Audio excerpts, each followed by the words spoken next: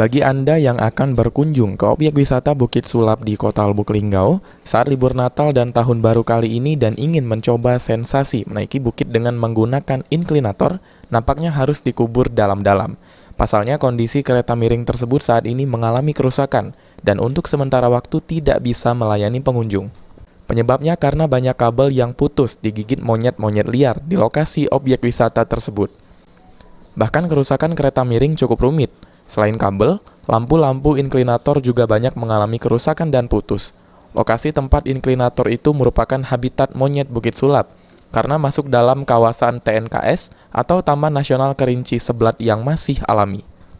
Ini yang rusak itu kabel. Kabel itu sering digangguin oleh monyet kabel, kemudian lampu inklinator yang di pinggir inklinator itu suka digangguin monyet di situ.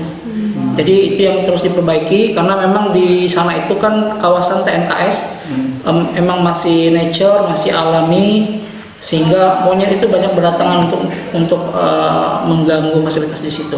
Untuk Bukit Sulap, inklinator saat ini belum bisa beroperasi karena posisinya sedang dilakukan perbaikan untuk safety pada penumpang ataupun pada pengunjung. Jadi itu masih dilakukan perbaikan. Kereta miring ini sendiri terakhir kali beroperasi pada awal pandemi COVID-19 saat ada event sepeda gunung dan di masa pandemi saat ini tidak lagi beroperasi total karena mengalami kerusakan. Sulitnya memperbaiki kereta miring tersebut karena setiap sehabis selesai diperbaiki tidak bertahan lama karena selalu dirusak oleh monyet, ditambah pengawasan tidak bisa dilakukan selama 24 jam. Tri Hajariah, PAL TV.